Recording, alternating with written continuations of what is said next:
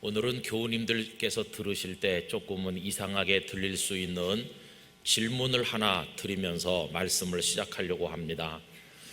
제가 영락교회 목사로 사는 지가 이제 8달 됐습니다. 자, 그러면 여러분, 앞으로 제가 영락교회 목사가 돼야 될까요? 아니면 그냥 목사가 돼야 될까요?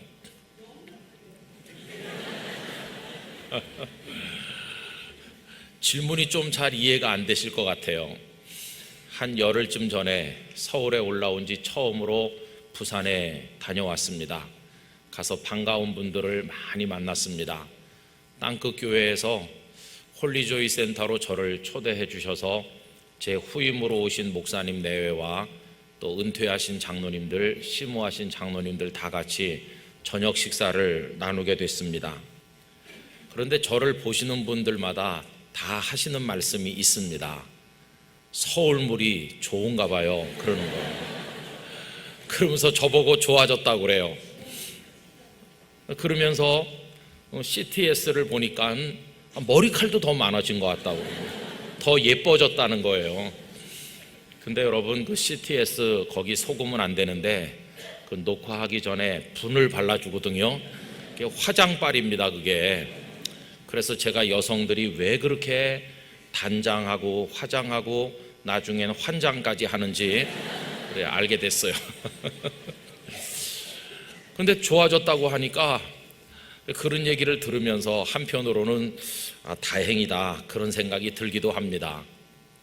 왜냐하면요, 제가 이제 서울에 온다고 하니까 많은 분들이 사랑으로 저를 위해서 걱정을 해주셨습니다. 목사님, 여기서는 한없이 편하게 사셨는데 옷도 편하게 입고 잡수시는 것도 편하게 드시고 다 편했는데 그 서울 가면 얼마나 힘드시겠어요. 그래서 제가 그게 무슨 얘기입니까? 그러니까 제가 어느 큰 교회 목사님을 봤는데요, 그냥 옷을 쫙 빼입으시고 그렇게 하시더라고요. 영락교회가 대단한 교회인데 목사님 영락교회 목사 노릇하려고 그러면은 쫙 입으시고 말이지 그래야 되는데 그거 불편하셔서 어떻게 하시겠어요? 이렇게 걱정을 해주셨습니다. 근데 아닌 게 아니라 저도 그런 생각을 좀 하긴 했거든요. 이제 영락교회 목사가 되려고 그러면은 바지 주름이 막 서 있어야 되겠다. 그 다음에 구두 코도 파리가 낙상할 정도로 막 반짝반짝하게 닦아 신어야지, 운동화 비슷한 발편한 신발 그런 거 신으면 안 되고 그냥 광나는 구두를 신어야 되고 그래야 되나? 하긴 내가 너무 꾀죄죄하고 있으면은 영락교회 교인들 욕 듣도록 하는 일이 아닌가, 그런 생각을 안 한 건 아닙니다. 이제 그러던 차에 그분들이 저를 보고 서울물이 좋은가 보라고 좋아졌다고 하니까 한편으로는 다행이라는 생각이 들기도 했어요. 근데 여러분, 그런 얘기 들으면서도 마음 한구석에는 여전히 무거운 또 다른 마음이 있는 겁니다. 그게 뭐냐 하면요, 알고 있잖아요. 얼굴 좋아 보이고 매끈해졌다고 해서 목사로 살아가는 저의 본질이 충족되는 건 아니라는 것을 알고 있지 않습니까? 그건 본질이 아니거든요. 여러분, 이해를 돕기 위해서 이런 말씀을 드려보죠. 저는 옛날부터 그 양초를 좋아했습니다. 결혼한 다음에도 제 아내랑 길을 가든지 하면 누가 양초를 팔면 그냥 지나가지 않고 조그만 거 하나라도 사고 그랬죠. 그래서 그 뭐 양초, 또 양초를 꽂는 촛대 이런 것들이 여러 개 있었고, 부산으로 이사 갈 때도 그걸 다 끌고 내려갔어요. 그래가지고 목양실에 늦게까지 일할 때는 그 초를 하나 이렇게 밝혀놓으면 참 마음이 편안해지고 또 집중도 잘 되는 것 같고 이제 그랬습니다. 아마 여러분들께서도 양초 좋아하시고 직접 만드시는 분도 계실 겁니다. 그러면 양초의 생명이 어디 있습니까? 예쁜 모양과 아주 화려한 색깔에 있는 겁니까? 아닙니다. 양초의 생명은 그저 희고 밋밋하더라도 좋은 재질로 만들어서 그 속에 심지가 굵게 쫙 박혀 있어야 어디서나 불을 밝힐 수 있는 거, 그게 양초의 생명 아니겠어요? 색깔과 모양만 보고 샀는데 속에 심지도 없고 불을 켤 수 없다고 하면 그거는 양초가 아닌 것이죠. 여러분, 똑같은 원리입니다. 목사도 마찬가지라는 것이죠. 그러면 아까 했던 질문을 제가 다시 해보겠습니다. 제가 영락교회 목사가 돼야 되겠습니까? 아니면 목사가 돼야 되겠습니까? 네, 드디어 통하기 시작했습니다. 권사님 틀렸죠? 아까 그거요. 통하기 시작했어요. 저에게 있어서 가장 중요한 것은 제가 주님 앞에서 목사다운 목사가 되는 겁니다. 그게 저에게는 너무너무 중요한 거죠. 영락교회 목사가 되더니 매끈해지고 얼굴도 좋아 보이고 예뻐졌네. 그거는 본질이 아니라 그 말입니다. 제가 아무리 매끈하고 얼굴이 좋아 보여도 저의 영성과 저의 신앙과 삶과 저의 모든 인격이 목사답지 않다면 그거는 심지가 없는 양초나 마찬가지 아니겠어요?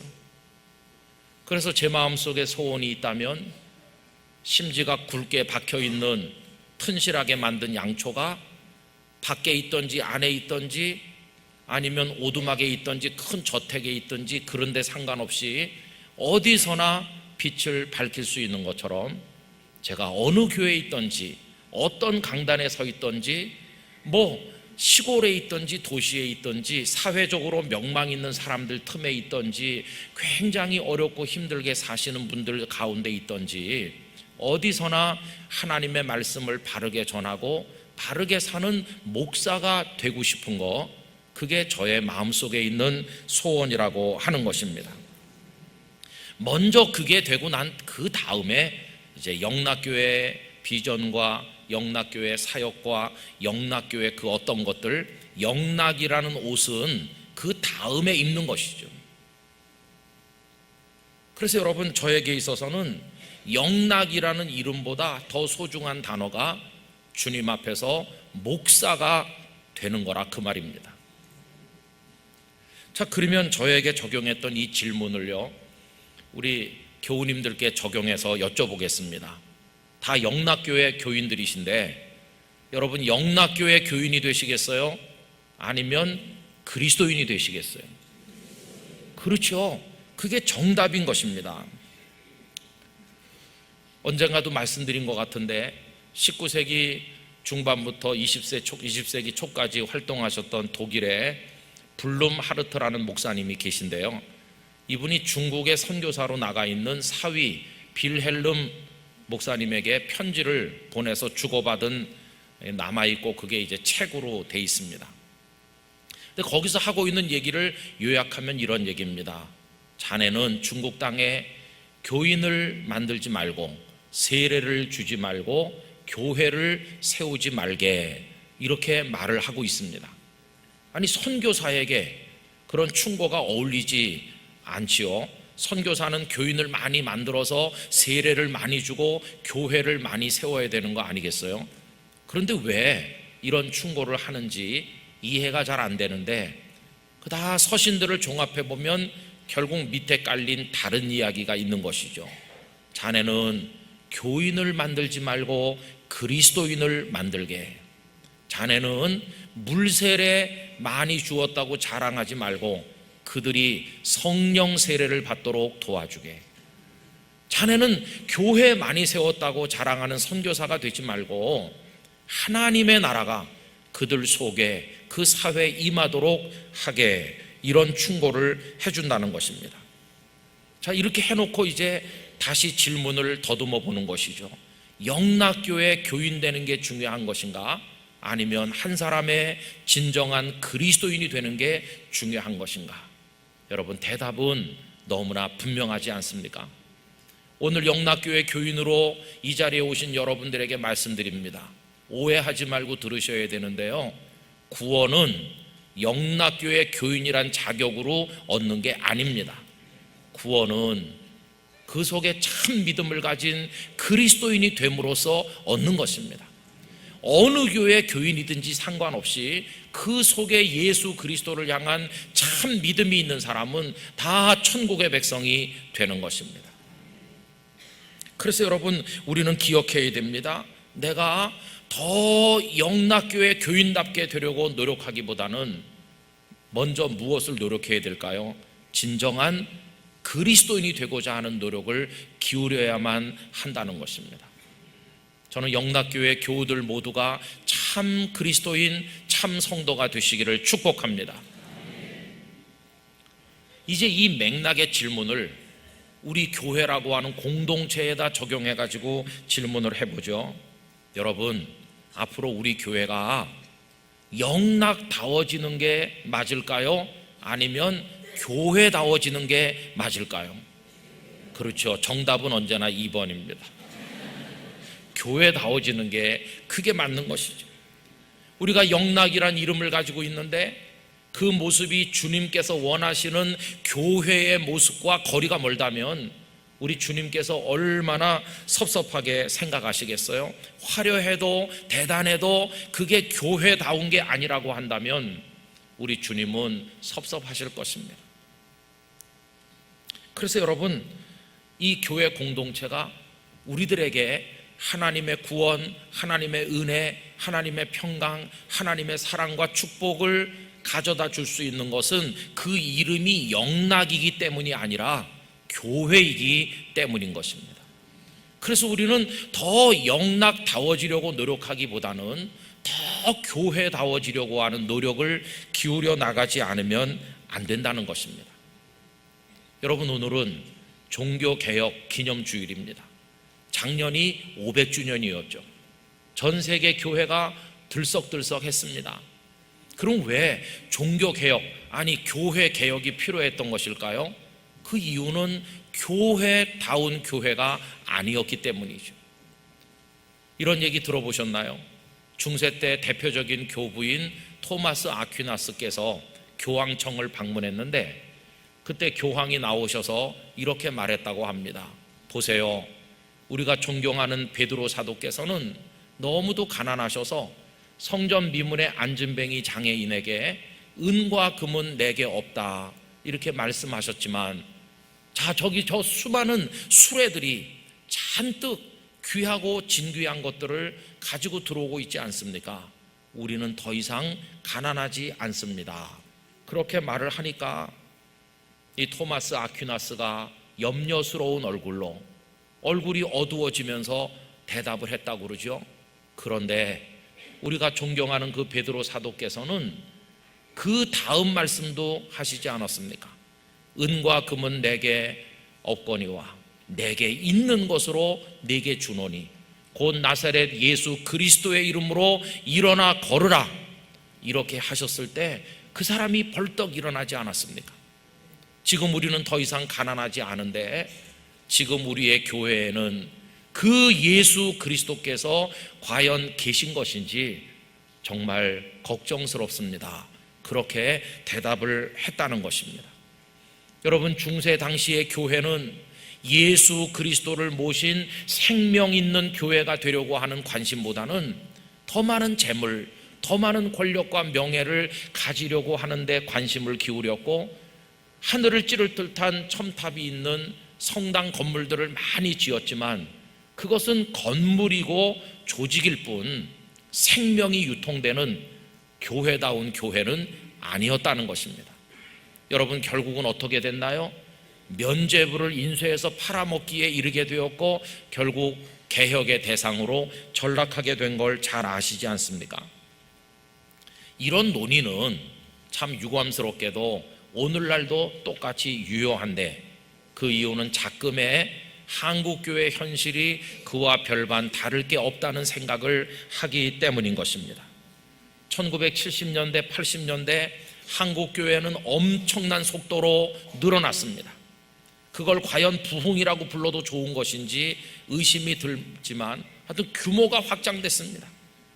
대형 교회들이 곳곳에 출현을 했습니다. 그리고 전국 방방곡곡에 십자가 없는 마을을 찾아볼 수 없을 정도로 엄청나게 늘어났다는 걸 여러분 아시지 않습니까?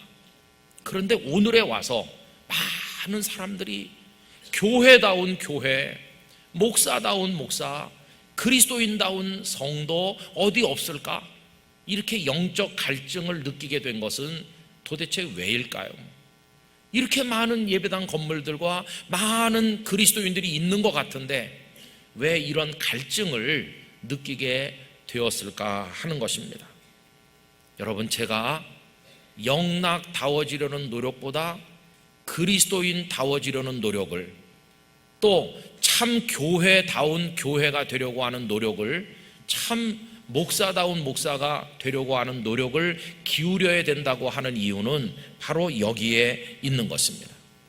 우리 영락교회가 어떤 교회입니까? 한국의 대표적인 대형 교회들 중에 하나입니다. 그리고 아름다운 전통을 가지고 있습니다. 거기다가 한경직 목사님이라고 하는 이름까지 거기 보태져 있지 않습니까? 그래서 긍지와 자부심이 정말 대단하지 않습니까?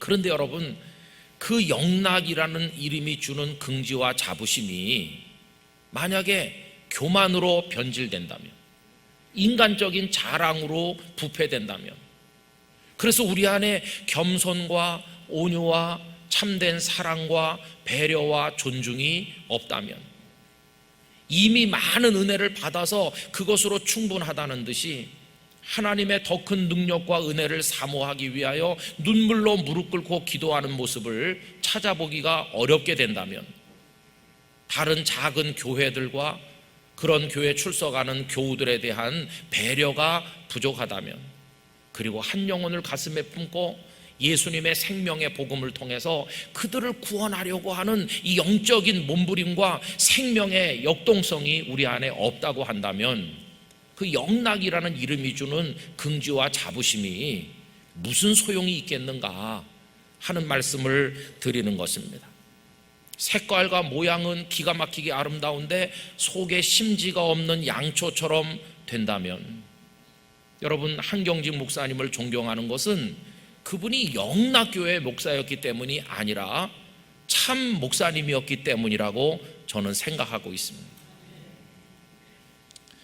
그래서 저는 이런 소원을 가져보는 것입니다. 영락교회 교인들께서 나 영락교회 다녀요, 이걸 자랑하는 게 아니라 내 안에 주님께서 함께 계셔요, 전 주님 사랑하는 그리스도인입니다, 이렇게 간증할 수 있는 분이 되기를 원하는 것입니다.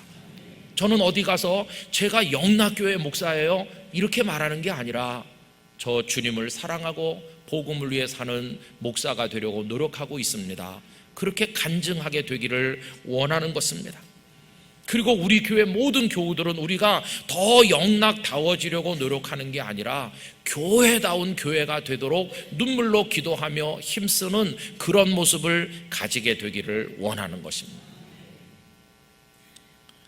여러분, 교회다운 교회가 되는 건 어떻게 되는 것일까요? 어떤 교회가 교회다운 교회일까요? 정답은 하나입니다. 다른 게 아니라 성경에 언급되어 있는 모습을 배우는 성경의 교회가 되는 것입니다. 성경적 교회가 되는 것이 교회다운 교회가 되는 것입니다. 우리 영락교회가 한국교회에 기여할 수 있는 게 있다면 저는 우리 교회가 성경다운 교회가 되어감으로써 그 자체로 한국교회에 기여할 수 있다고 생각을 하는 것입니다. 지금 정말 필요한 것은 성경적 그리스도인, 성경적 목회자, 성경적 교회, 이게 정말로 필요한 시대에 우리가 살고 있는 게 아니겠습니까? 그래서 저는 영락교회가 성경적인 교회가 되기 위해서 뭐가 필요할까 이런 생각을 해보는데, 그 첫째는 뭐니 해도 예수님께서 우리에게 주신 십자가와 부활을 통해서 주신 그 구원의 능력, 생명의 역사가 있는 은혜의 복음이라고 믿습니다. 여러분, 그것 외에는 다른 복음은 없습니다. 이 강단에서 그 복음 외에 다른 것이 선포되어서는 절대로 안 될 줄로 믿습니다. 그래서 갈라디아서 1장 7절에 이렇게 말씀하셨죠. 다른 복음은 없나니 다만 어떤 사람들이 너희를 교란하여 그리스도의 복음을 변하게 하려 함이라. 여러분, 종교다원주의 시대가 돼서 이상한 이야기 하는 사람들이 많지만 우리가 믿는 복음은 예수님의 피 묻은 십자가와 부활의 복음밖에는 없습니다. 그 기초 위에 영락교회는 서야 되는 것이고, 그 다음에는 그 복음의 기초 위에 서서 오직 하나님만을 기쁘게 하는 교회가 돼야 될 것입니다. 갈라디아서 1장 10절을 쉬운 성경의 번역으로 읽어드리면 다음과 같습니다. 내가 사람의 마음에 들게 하려는 것처럼 보입니까? 그렇지 않습니다. 나는 오직 하나님의 마음을 기쁘시게 하려는 것뿐입니다. 내가 사람을 기쁘게 하려고 한다면 나는 그리스도의 종이라고 할 수 없습니다. 우리 영락교회는 오직 삼위일체 하나님만 기쁘시게 하는 교회가 되어야만 할 것입니다. 그러면서 날마다 하나님의 은혜를 더 풍성히 맛보고 하나님이 우리에게 주시는 소망이 얼마나 큰지를 경험하고 그 능력이 얼마나 깊고 대단한 것인지를 맛보면서 살아서 펄펄 뛰는 교회가 돼야 될 줄로 믿습니다. 여러분, 그 모습이 에베소 교회를 위해서 바울 사도께서 드리신 기도인 오늘 본문에 잘 나와 있는 것이죠. 첫째로 저는 우리 교회 성도님들이 하나님을 더 잘 아는 그런 그리스도인들이 되시기를 원하는데요, 17절 말씀 우리 다 같이 소리를 맞춰서 읽겠습니다. 우리 주 예수 그리스도의 하나님 영광의 아버지께서 지혜와 계시의 영을 너희에게 주사 하나님을 알게 하시고. 아멘. 여러분, 하나님이 어떤 분이신지를 더 잘 알게 되는 은혜가 우리 교회에 있어야만 할 것입니다. 그 다음에는 하나님께서 우리를 부르셔서 우리에게 주시는 소망, 그 천국의 기업이 얼마나 영광스러운 것인지, 그 능력이 얼마나 대단한지 알아야 되는데 18절과 19절 다 같이 읽습니다. 너희 마음의 눈을 밝히사 그의 부르심의 소망이 무엇이며 성도 안에서 그 기업의 영광의 풍성함이 무엇이며 그의 힘의 위력으로 역사하심을 따라 믿는 우리에게 베푸신 능력의 지극히 크심이 어떠한 것을 너희로 알게 하시기를 구하노라. 아멘. 말씀대로 되기를 기원합니다. 그리고 이제는 우리 교회 목사도 장로님도 그 누구도 아닌 오직 예수 그리스도 우리 주님만이 교회의 머리가 되셔야 될 것입니다. 여러분, 오늘 말씀 22절 23절 다 같이 읽습니다. 또 만물을 그의 발 아래에 복종하게 하시고 그를 만물 위에 교회의 머리로 삼으셨느니라. 교회는 그의 몸이니 만물 안에서 만물을 충만하게 하시는 이에 충만함이니라. 할렐루야. 만유 위에 계시는 우리 구주 예수님께서 교회의 머리가 되시고 그분의 인도대로만 따라가는 그분의 몸이 된다면 우리는 그리스도의 충만함이 무엇인지를 경험하는 생명의 교회가 될 줄로 믿습니다. 그래서 오늘 종교개혁 기념주일 예배를 드리면서 이런 기도를 우리 마음에 품길 원합니다. 주님, 영락교회가 진리의 기둥과 터가 되게 하여 주옵소서. 영락교회 성도들이 겸손하고 온유하고 사랑으로 배려하고 서로 존중하게 하여 주옵소서. 새가족들이 많이 와서 잘 믿음이 자라고 성숙하는 교회가 되게 하여 주시옵소서. 모든 교우들의 마음에 구원받을 사람들의 이름을 품고 그 영혼을 사랑함으로 눈물로 기도하면서 생명을 증거하는 모든 교우들이 전도자가 되는 교회가 되게 하여 주시옵소서. 그리고 정직하고 깨끗하고 바르게 사랑으로 섬기는 교회가 되게 하여 주시옵소서. 저는 이런 소원을 가져봅니다. 오늘 말씀을 듣다 보시면 영락다워지는 거랑 교회다워지는 게 서로 다른 것처럼 느껴지셨는데요, 제 소원은 영락다움이 곧 성경의 교회다움과 일치하게 되기를 원합니다. 그래서 영락다워지려는 노력은 곧 성경이 말씀하고 있는 참 교회다워지는 것과 똑같이 일치할 때, 그때 우리 교회는 하나님께서 기뻐하시는 진정한 교회가 될 줄로 믿습니다. 그래서 우리 영락교회는 한국교회 앞에 참교회 표상이 되는 것이고, 우리 교우님들은 한국교회 앞에 진정한 그리스도인의 표상이 되는 것입니다. 언제까지? 우리 구주 예수님께서 이 땅에 다시 오시는 그날까지 우리 성도들과 교회가 그 사명을 감당하기 위하여 날마다 하나님 앞에서 우리 자신을 돌아보고 스스로를 개혁하고 그걸 위해서 하나님의 은혜를 구하고 엎드려 기도하는 그런 모습으로 살아나가게 되기를 원합니다.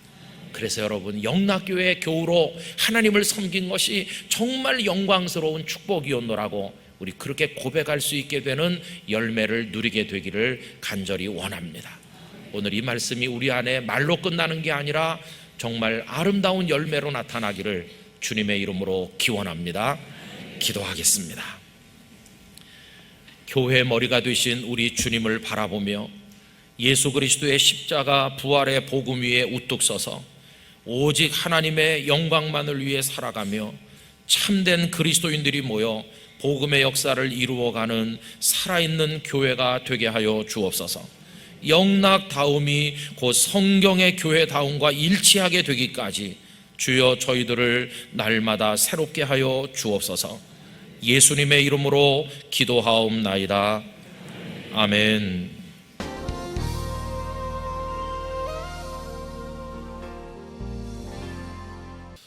어떤 대학교에서 설교를 했습니다.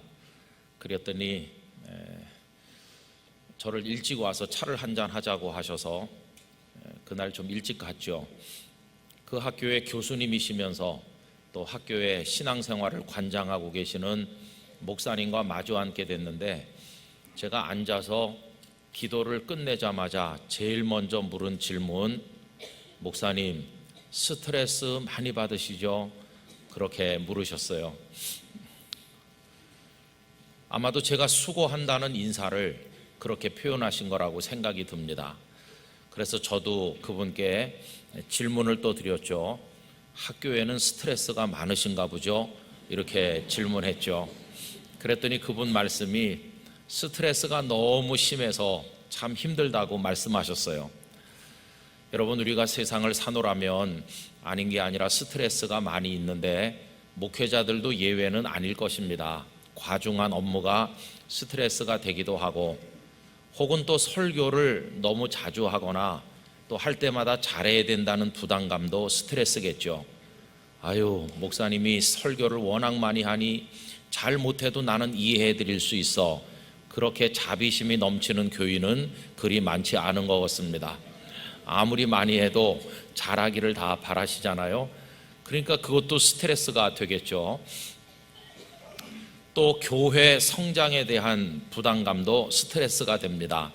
여러분, 교회라는 것이 목회자가 중심을 잡고 건강한 신학에 근거해서 영감 있는 설교를 하고 교회 비전을 제시하고 성도들은 열심히 신앙생활하면서 복음을 널리 증거할 때 이런 게 다 이렇게 맞아야 교회가 성장하는 건데, 혹간 보면 교회 침체의 모든 책임을 목회자에게 돌리곤 하니까 목사님들은 나름대로 스트레스가 많을 것입니다.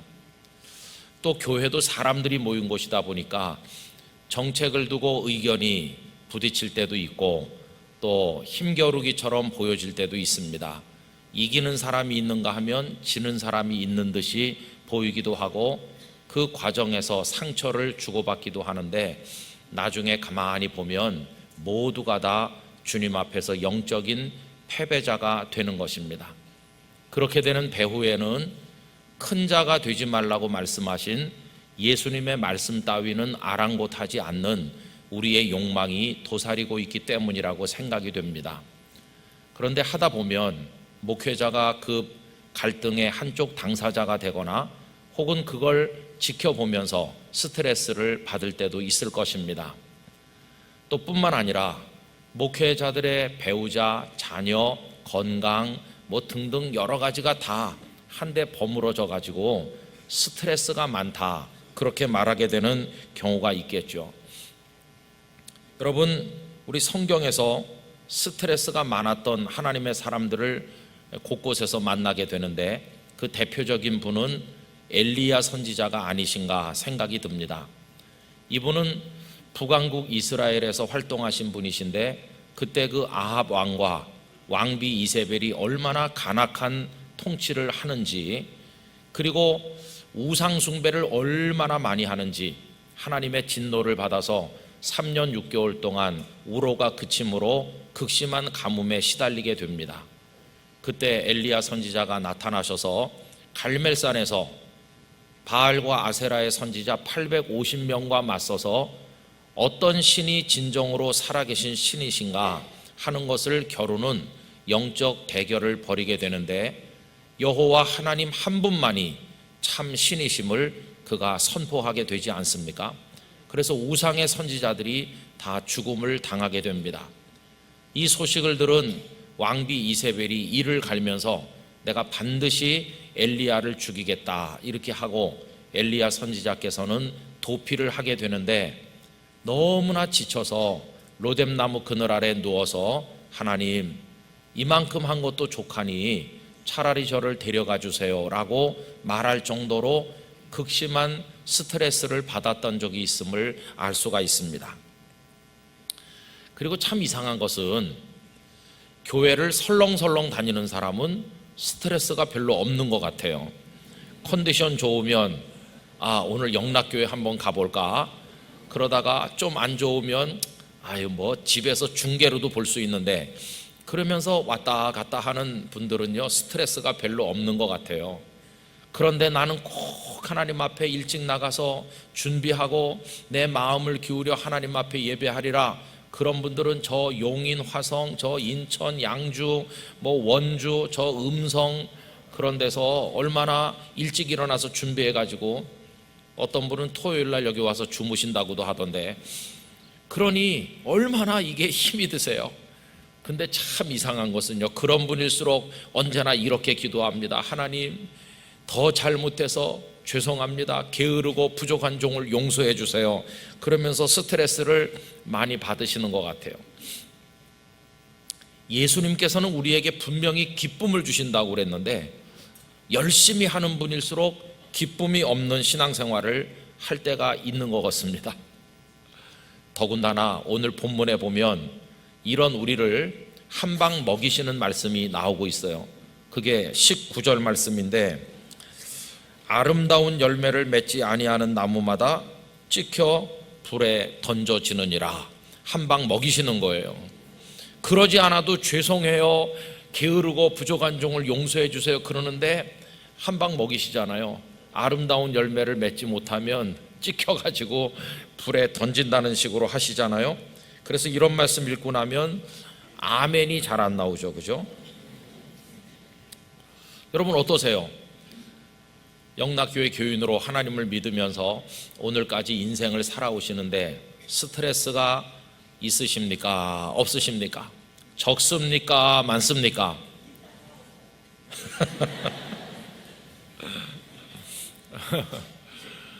여러분, 그러면 다시 앞에 이야기로 돌아가서 그 교수님이신 목사님께서 저에게 스트레스 많으시죠? 그렇게 질문을 하셨을 때 제가 어떻게 대답을 했을 것 같습니까? 여러분, 제가 스트레스에 찌들어 가지고 며칠 안에 죽을 사람으로 보입니까? 어떻게 보이세요?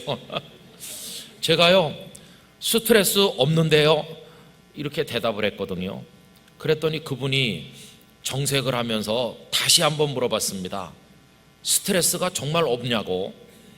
근데 여러분, 아마 그분은 영락교회가 워낙 크고 이런저런 일들이 많으니까 저 김 목사가 엄청난 스트레스에 시달릴 거다, 그렇게 하신 것 같아요. 그래서 제가 대답을 한 번 더 했죠. 저 스트레스 없습니다. 여러분, 제가 왜 그렇게 대답을 했을까요?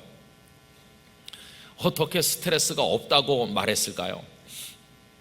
저는 여러분들께서도 저처럼 이야기하는 분들이 되시기를 바라는데요, 그렇게 말할 수 있었던 이유는 아주 간단한 겁니다. 그게 뭔지 아세요? 주님께서 함께 계심을 믿기 때문입니다. 그거 외에는 아무 이유가 없습니다. 주님께서 해 주실 거라고 믿기 때문이었어요. 여러분, 우리가 교회를 사랑하지만 아십니까? 우리가 교회를 사랑하는 것보다 주님께서는 이 교회를 훨씬 더 많이 사랑하십니다. 왜 그런지 아세요? 주님의 교회니까요. 이 교회가 우리들의 교회가 아니고 주님의 교회이기 때문에 주님께서는 교회를 얼마나 사랑하시는지 모릅니다. 제가 이거를 전에도 말씀드린 것처럼 부산 땅끝 교회에서 많이 뼈속 깊이 느껴질 정도로 경험을 했습니다. 예배당을 짓게 됐는데 IMF 때 시작을 하게 됐습니다. 그래가지고 엄청나게 이자율이 폭등을 해서 20% 정도 되는 이자를 내야 되는데 한 달에도 수천만 원씩 내야 되는 상황이었습니다. 그런데 은행 잔고 딱 900만 원 정도 있었습니다. 교우들은 생각했습니다. 이달 안에 우리 교회가 부도나서 공중분해 된다 생각을 했습니다. 어떻게 하는 방법이 없죠. 할 수 있는 것은 성도들이 모여서 하나님 앞에 기도하는 것밖에는 없었습니다. 정말 막막하고 어려운 상황이었습니다. 그런데 나중에 보니까 놀라운 일이 일어났는데 단 한 번도 이자를 제 날짜에 못 낸 적이 없었습니다. 그리고 교회 직원들 신수비를 단 하루도 늦게 지급한 일이 없었습니다. 그 해가 정말 어려웠습니다. 성도들이 많이 실직을 하셔서 그 작은 교회에서 11조 헌금만 1억 이상이 마이너스가 되는 어려움에 허덕이면서도 그 어렵던 해 교인이 제일 많이 늘어났습니다. 얼마나 놀랐습니까? 그래서 저는 알았습니다. 사람은 염려하지만 하나님께서는 다 준비해 놓으셨다. 목사가 목회를 하는 게 아니었습니다. 주님께서 선한 목자가 되셔서 인도하신다는 것을 알게 됐습니다. 사람은 실수가 많으나 주님께는 실수가 없음을 알게 됐습니다. 그래서 할 일이 딱 하나밖에 없었는데 목사인 제가 모든 것을 참된 목자장 되시는 주님께 믿음으로 맡기는 것밖에 없다는 사실을 깨닫게 된 것이었습니다. 여러분, 저는 믿습니다. 지금까지만 그렇게 도우시는 주님이신 것이 아니라 앞으로도 도우실 줄을 믿습니다. 우리 영락교회를 도와주실 거라고 믿습니다. 그래서 우리 교회 부임하던 첫날부터 영락교회 모든 일을 다 우리 주님께 맡긴 것입니다. 어떤 교우님들이 오셔서 이런저런 일로 염려스럽게 저에게 말씀하실 때가 있지요. 저도 사람이기 때문에 염려가 되지요. 그러나 주님께서 속삭이십니다. 기도할 수 있는데 왜 염려하느냐? 기도할 수 있는데 왜 염려하십니까? 이렇게 찬양을 잘 부르고 바로 염려하잖아요, 우리는. 그래서 제가 생각했습니다. 염려가 크면 클수록 기도를 더 많이 해야 되겠다. 모든 염려를 다 주님께 기도를 통해서 맡겨야 되겠다. 너희 염려를 다 주께 맡겨버리라. 그렇게 말씀하셨으니까 그렇게 해야 되겠다. 그런 마음을 가지고 제게 묻는 그분께 스트레스 없다고 대답을 하게 된 것입니다. 여러분이 강단에 올라올 때마다 언제나 같은 마음입니다. 제가 잘 못해도 우리 주님께서는 우리 교우들에게 은혜를 주실 거라고 믿고 있습니다. 제가 잘 못해도 어떤 분은 위로받고, 어떤 분은 치료받고, 어떤 분은 문제가 해결되고, 어떤 분은 갈 목표를 발견하고, 어떤 분은 기쁨을 얻고, 어떤 분은 벌떡 일어서게 될 거라고 믿고 있습니다. 여러분, 주님께서 각자에게 설교하는 저에게도 은혜를 주시고 여러분들께도 은혜를 주실 것이라고 분명히 믿습니다. 여러분, 이것을 우리 영락교회 안에만 적용하지 말고 저와 여러분의 각자의 인생에도 똑같이 적용해야만 될 것입니다. 살다 보면 삶이 꼬이고 어려운 난제가 우리를 힘들게 할 때가 있겠지만 그럴 때 어떤 권모술수, 탈법과 불법, 어떤 인간적인 노력으로 억지로 그것을 해결해 보려고 애쓸 것이 아니라 그것을 다 내려놓고 우리를 도우시는 전능하시고 사랑이 많으신 주님 앞에 엎드려 기도함으로 믿음으로 다 맡기는 삶을 우리 모두가 살아가게 되기를 원하는 것입니다. 저는 우리 교우들께서 주님은 실수가 없으세요. 주님은 다 준비하고 계심을 이제서야 제가 알았습니다. 그렇게 간증하는 분들이 많아지기를 간절히 기원합니다. 여러분, 이것 외에는 우리에게 진정한 소망이 없는 것입니다.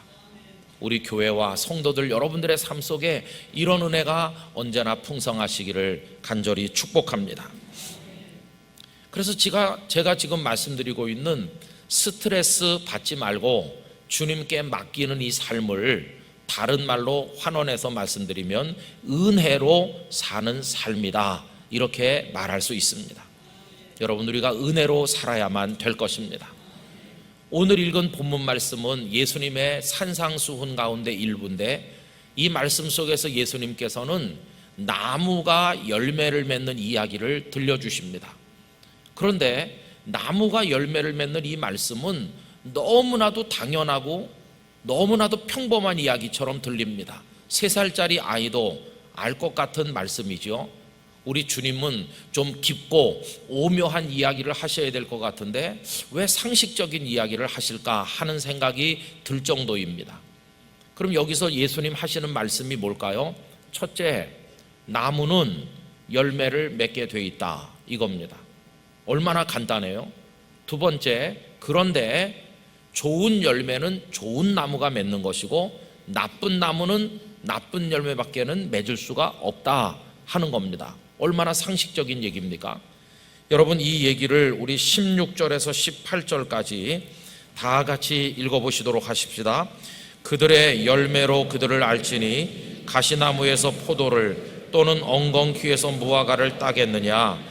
이와 같이 좋은 나무마다 아름다운 열매를 맺고 못된 나무가 나쁜 열매를 맺나니 좋은 나무가 나쁜 열매를 맺을 수 없고 못된 나무가 아름다운 열매를 맺을 수 없느니라. 아멘.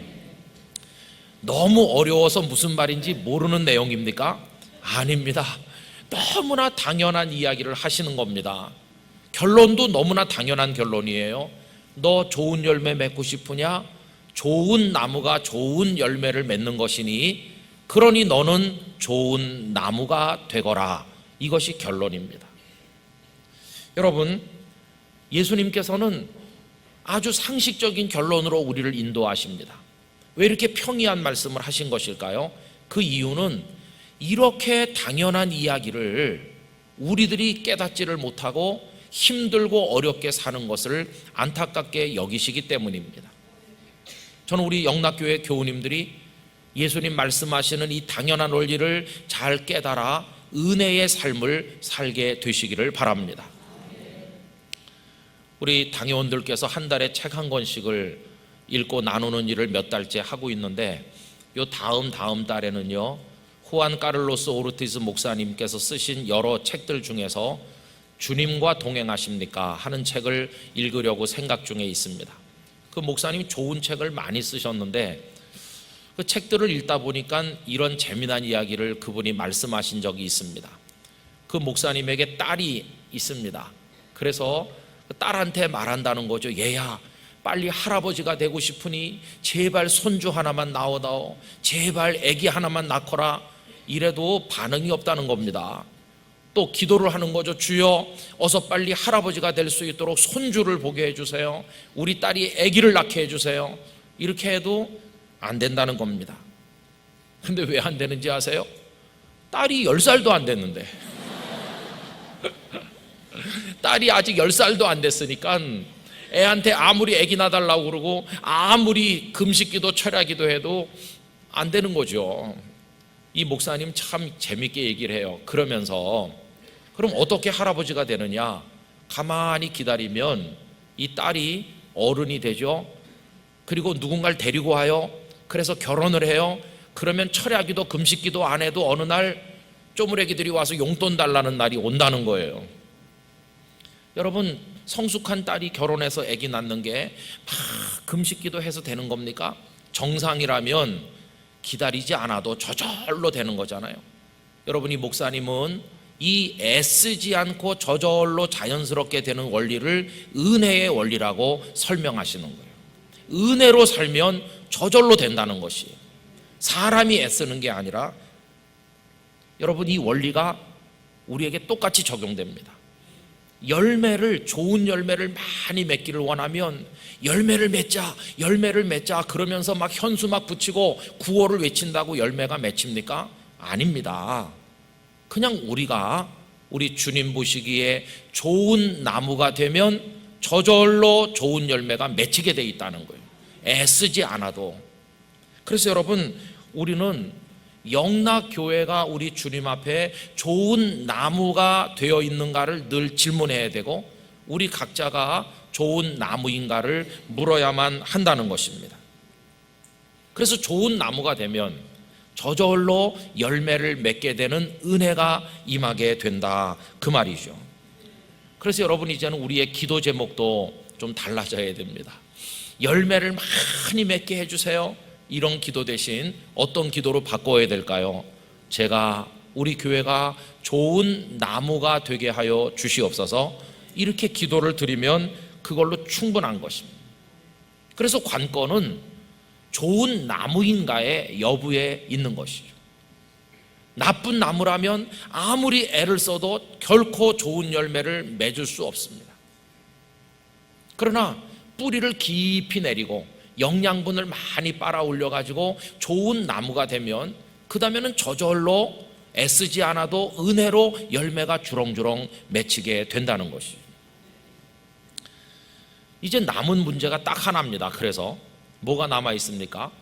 좋은 나무가 되면 좋은 열매를 저절로 맺는 거니까 마지막 남은 문제는, 그러면 어떻게 하면 좋은 나무가 될까 하는 것입니다. 여러분, 그 좋은 나무가 되는 비결은 딱 하나입니다.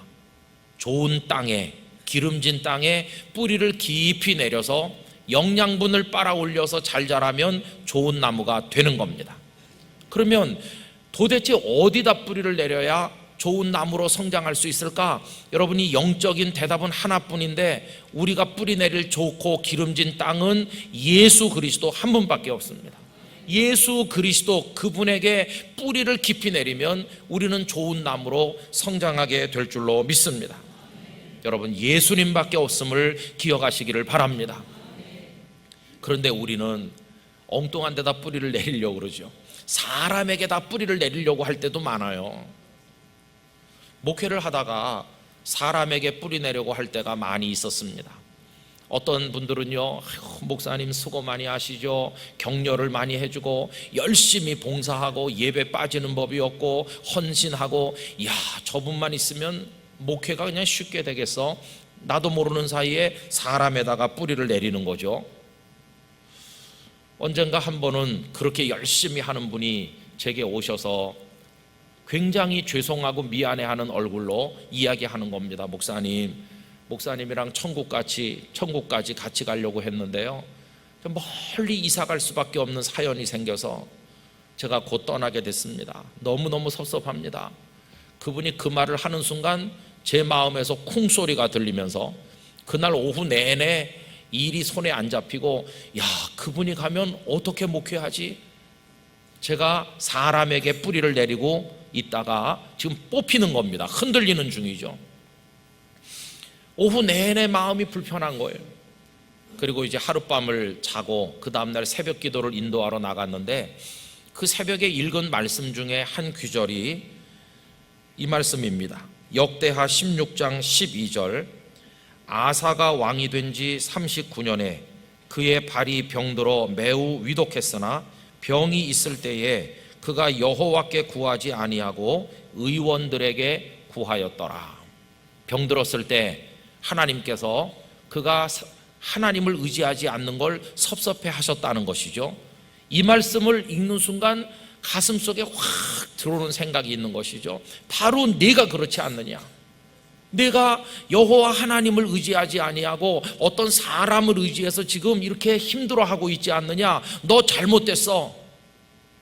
그러면서 그 순간적으로 하나님의 은혜가 제 마음에 임해가지고 그 섭섭하던 생각, 어떻게 목회하지 하던 불안함 싹 사라지고 주님께서 주시는 평화가 제 마음을 채웠습니다.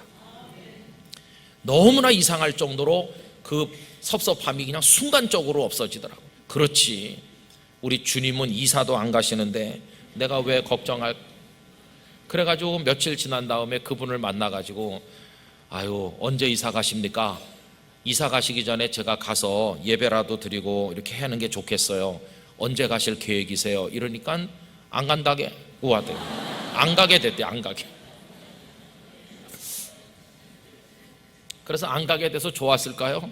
물론 조금 좋지만 그 다음부터는 결심했거든요. 내가 사람에게 뿌리 내리지 않으리라. 내가 주님께 뿌리 내리리라. 요동하지 않으리라. 그렇게 결심을 한 것이, 저는 우리 교우님들이 예수 그리스도께, 우리 주님께 그렇게 뿌리 내리시길 바랍니다. 근데 뿌리를 내리시되 깊이 내리셔야 되는 거죠. 깊이. 이런 얘기 아세요?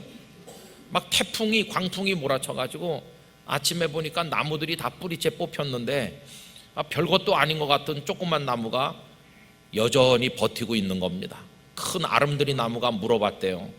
넌 어떻게 멀쩡할 수 있었느냐? 그러니까 이 작은 나무가 대답하기를, 아저씨가요 가지 많이 치고요, 이파리 많이 달고요, 사람들에게 우와 보기 좋은 나무다 이렇게 칭찬받던 그 시간에 저는 뿌리를 깊이 내리려고 애썼더니 바람 불어도 흔들리긴 했지만 뽑히진 않았어요. 여러분, 그 이야기 속에 영적 신비가 다 들어있는 것입니다. 우리 주님께 믿음의 뿌리를 깊이 내리고 주님께 연결된 삶을 살아가게 되기를 원합니다. 그런데 뜻밖에도 우리가 이런 일에 너무너무 서툽니다. 주일 되면 교회 오고 봉사하고 이런 거는 열심히 하는 것 같은데 그런 얘기를 말씀드리는 게 아니고요, 주님과 우리 사이에 깊이 연결된 영적 교제, 낮이나 밤이나 내가 어디서 무엇을 하든지 주님과 동행하는 에녹이 살았던 그런 주님과의 친밀한 삶, 주님을 모든 일에 의지하고 신뢰하며 주님 주시는 힘으로 살아가는 그 신령한 은혜의 삶, 지금 그걸 말씀드리고 있는 것이거든요. 여러분, 교회 안과 교회 바깥이 다르면 안 되고 또 어떤 상황과 어떤 상황이 달라서는 안 되는 것이죠. 어떤 상황이든 낮이든 밤이든 24시간 우리 주님과 함께하는 은혜를 경험하게 되시기를 기원합니다. 이게 안 되면 열심히 있을수록 스트레스를 받는 거죠. 은혜로 사는 삶이 아니라 인위적인 노력으로 신앙생활을 하고 살다 보니까 열심히 있는데 기쁨은 없는, 율법적으로 피곤하기 이를 데 없는 이상한 신앙생활로 변질되는 고통을 느끼게 된다는 것입니다. 그래서 여러분들에게 제안드립니다. 우리 주님은 늘 우리와 같이 계시거든요. 그 주님을 믿음으로 신뢰합시다. 다 그분께 맡깁시다. 매 순간 주님을 의지합시다. 그리고 기도하며 주님을 힘입어 살아가게 되시기를 바라는 것입니다. 그러고 보면 내가 어느새 좋은 나무가 돼 있는 거예요. 좋은 나무가 돼 있으면 기도, 전도, 봉사, 섬김, 많은 열매, 또 성령의 열매들이 주렁주렁 맺힐 거예요. 우리 영락교회는 부흥의 열매를 맺고 많은 열매를 하나님 앞에 드리게 될 것입니다. 그때 사람들이 물어보겠죠. 아니 도대체 어떻게 해서 이렇게 됐는지 비결이 있으면 말해보라고. 무슨 프로그램을 했습니까? 글쎄 뭐 별로 한 게 없는 것 같은데, 아무것도 한 게 없는 것 같은데 애를 쓰지 않았는데도 저절로 열매가 맺혔거든요. 그때 고백은 하나뿐입니다. 주님께서 맺게 하셨습니다. 그러니까 모든 영광은 오직 우리 주님께서 받으시는 게 아니겠어요? 여러분, 그게 좋은 나무의 삶이고 좋은 교회 모습이고 그게 은혜로 살아가는 모습이 아니겠습니까? 여러분들이 그렇게 살아가게 되길 원합니다. 그래서 우리 모두가 나무 한 그루 같이 되는데 좋은 나무가 되시고, 이 영락교회는 영락 동산이 되고 에덴 동산 같이 되는데 열매가 주렁주렁해서 창조하신 세계가 하나님 보시기에 심히 좋았던 것처럼 우리 교회를 내려다보신 하나님께서 야, 열매들 잘 맺혔네, 이렇게 할 수 있는 교회가 되도록 노력하며 기도하며 은혜 하나만을 붙들고 나가야만 될 것입니다. 노력을 한다면 인간적인 다른 노력은 없고 주님 의지하는 믿음의 노력밖에 없는 것입니다. 다 맡기는 것입니다. 여러분 마음에 그럴 때 주어지는 완전한 샬롬의 평강이 충만하시기를 진심으로 축원합니다. 기도하겠습니다. 아버지 하나님, 인간적인 방법으로 애쓰고 노력하고 주저앉고 실패하고 되는 것 같지만 기쁨이 없는 삶을 살았다면 이제는 좋은 나무가 되어 은혜로 좋은 열매를 저절로 맺는 원리에 따라 주님 안에서 살아가게 하여 주시옵소서. 좋은 나무 되는 성도, 좋은 나무들이 우거진 동산 같은 영락교회 되게 하여 주시옵소서. 예수님의 이름으로 기도드리옵나이다. 아멘.